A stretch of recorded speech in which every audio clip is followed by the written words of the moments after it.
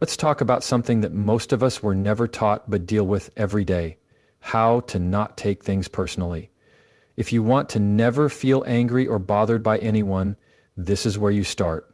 You have to master the art of emotional detachment, not from people, not from life, but from the emotional hooks that people unknowingly toss into your path.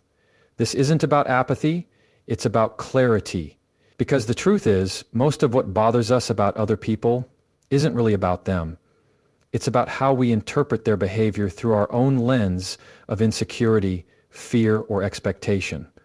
When someone cuts you off in traffic, disrespects you in a meeting, or sends a passive-aggressive text, the initial sting you feel, that tightness in your chest, that burning response in your gut, isn't coming from them. It's a response in which you feel about yourself and your own ability to construct and keep yourself pure. It's coming from your own interpretation of what that act means about you. That's where the real work begins. And this is where people get it wrong. They focus on changing other people. But let me ask you, how's that working out for humanity? See, we've been taught to tether our peace to things outside of our control.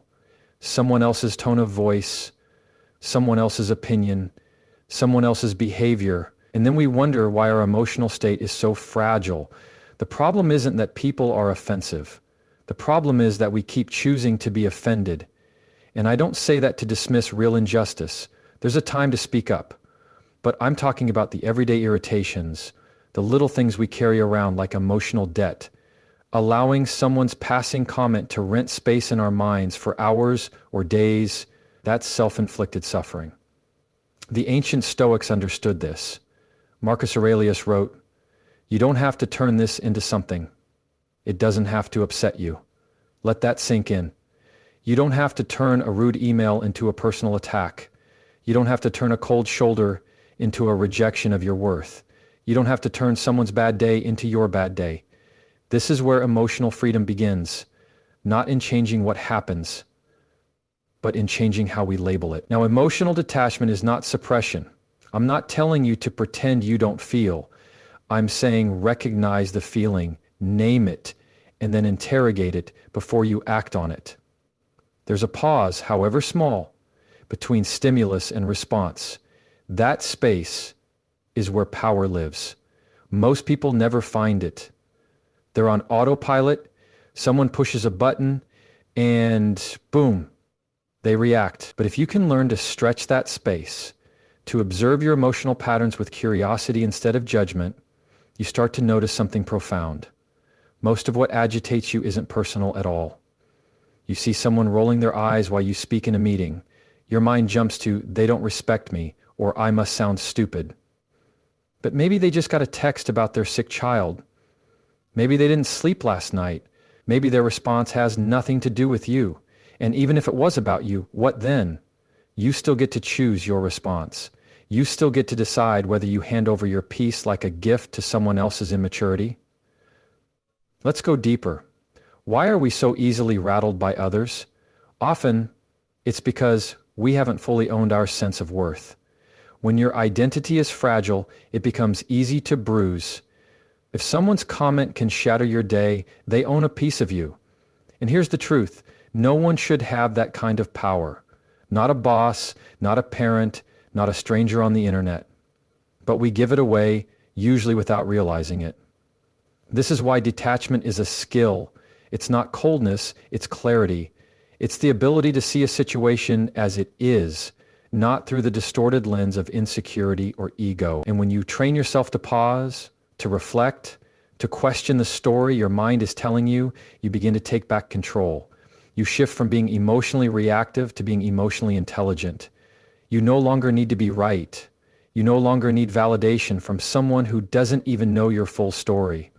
And you definitely don't need to internalize every glance, every silence, every offhand remark. People will be who they are. That's one of the few guarantees in life. Some will be kind, some will be thoughtless, some will be amazing, and others will test every ounce of your patience. But once you stop trying to edit who they are and instead focus on mastering your response, the entire game changes. You realize that emotional peace doesn't come from a world that never irritates you. It comes from becoming the kind of person who can't be easily irritated. And yes, this takes practice. You're gonna slip. That's okay. The goal isn't perfection. The goal is awareness. The goal is to catch yourself faster each time you get hooked, and to unhook with grace instead of guilt. Every time you do, you build resilience. Every time you let something roll off your back that used to send you spiraling, you grow. And eventually what used to feel personal will start to feel neutral. Not because you don't care, but because you've learned to care more about your peace than your pride. So the next time someone cuts in line, interrupts you mid-sentence, or posts something petty online, try this. Take a breath, step back and ask yourself, is this worth my energy? Or is this just another moment to practice the strength of my detachment? Because the most powerful person in the room is never the one who controls others. It's the one who controls themselves. ChatGPT said, let's shift the lens now and talk about something even deeper. Self-awarenessness. If emotional detachment gives us space from others, then self-awareness gives us access to ourselves. And you cannot truly free yourself from anger or irritation until you understand the terrain of your own mind. Most people are walking through life reacting, assuming, defending, without ever stopping to ask why they react the way they do. They think they're responding to others, but in reality, they're responding to unexamined patterns that were formed years ago. And here's the truth. You can't master your peace until you master your own internal wiring. There's a phrase I often come back to, what you don't own, owns you. That applies directly to your emotional state. If you've ever felt triggered by someone's tone, body language, or behavior, seemingly out of proportion to the situation, there's usually something deeper under the surface. And until you slow down enough to investigate, you'll keep reliving the same emotional loops with different faces. You'll keep thinking they are the problem, when in reality, you're just carrying unprocessed material that's asking to be seen. This is where inner stillness comes in. I'm not talking about sitting cross-legged in a cave. I'm talking about the kind of stillness that lets you observe your reaction without becoming your reaction. The kind of stillness that helps you witness your irritation instead of unleashing it. And you don't get there through willpower. You get there through awareness, real awareness, the type that notices, I'm feeling tense right now, or that comment really stung more than it should have, without jumping to blame or defense. The mind loves distraction and noise, but awareness, true awareness, pierces through the noise and asks, what's actually going on here? When you start paying attention to yourself with that kind of curiosity, you'll begin to uncover patterns you didn't know were there.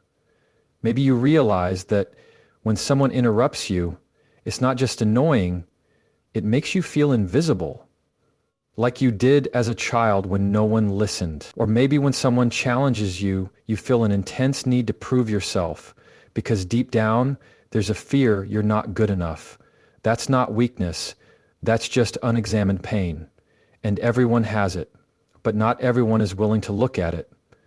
The irony is, the more you avoid your inner world, the more others control you.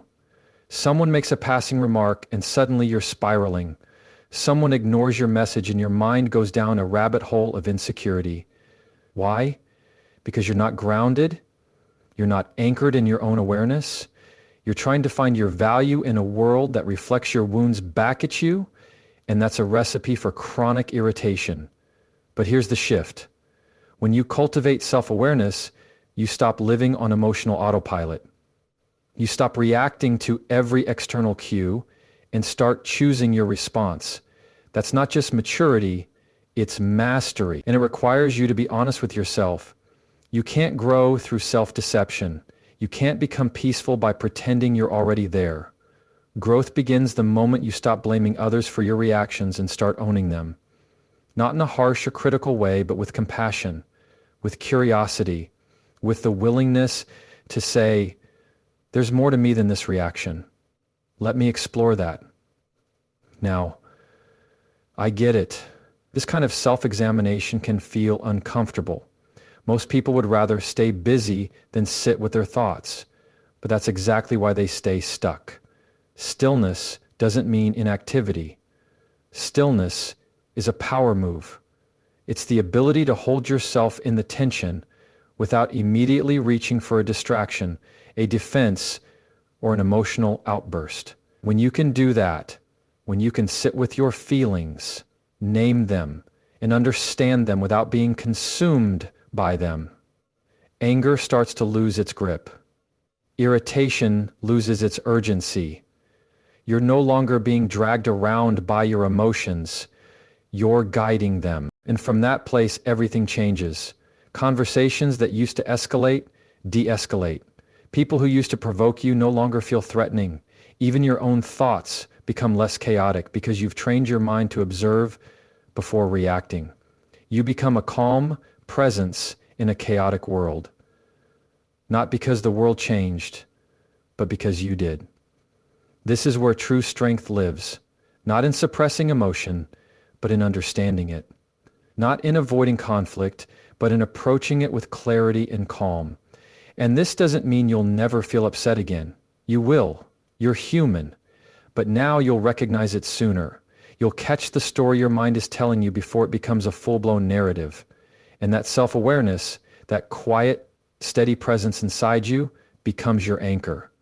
So if you want to stop being bothered by people, you don't just need better boundaries, you need better insight. So, for me, you need to become a student of your own mind. Sit with your thoughts, question your assumptions, ask yourself, what am I actually feeling here and where's that coming from? And then just pause. Let the answer rise without judgment. Because the only way to master your external world is to first understand your internal one. And once you do that, no one can shake your peace, because your peace is no longer a reaction to the outside. It's a relationship with yourself that no one else gets to control. Let's now bring it all together with what I believe is the most misunderstood part of staying unbothered by others: boundaries. Most people think boundaries are about controlling others, telling them what to do, how to speak, how to treat you. But here's the truth. Real boundaries have nothing to do with changing other people. They have everything to do with defining you. They are less about putting up walls and more about building clarity. Clarity on what you will allow, what you will engage with, and how you will respond when someone crosses a line. Think about how many times frustration, resentment, or anger crept in, not because someone blatantly harmed you, but because you didn't clearly define what was okay and what wasn't. And then you let it slide again and again. And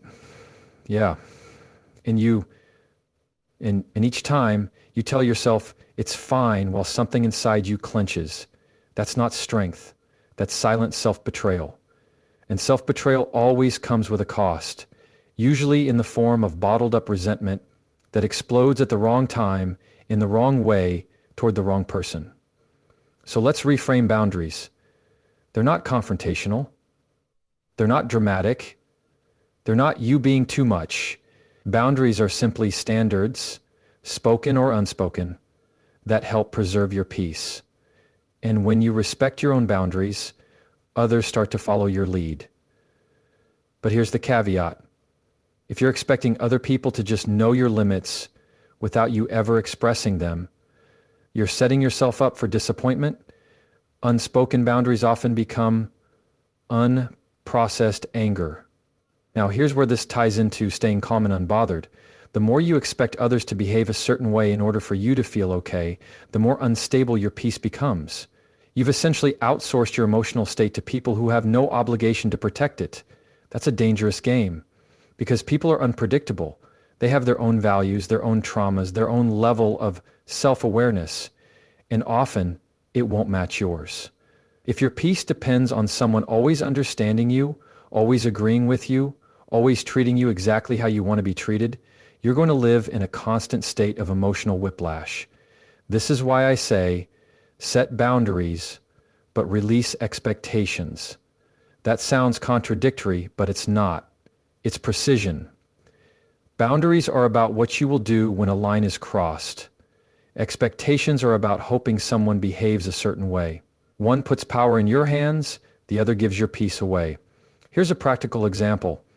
Say someone keeps speaking to you in a condescending tone. You can't control how they speak. That's expectation.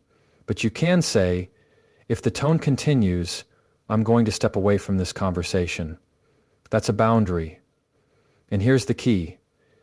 You don't need them to agree. You don't need them to approve. You don't even need them to change. You only need to be clear, calm, and consistent in your response. When you remove the emotional need for their cooperation, your energy stops getting hijacked by their behavior. It's a subtle shift, but it's powerful. You stop trying to convince people to treat you right, and you start treating yourself right by refusing to stay in spaces that disrespect you.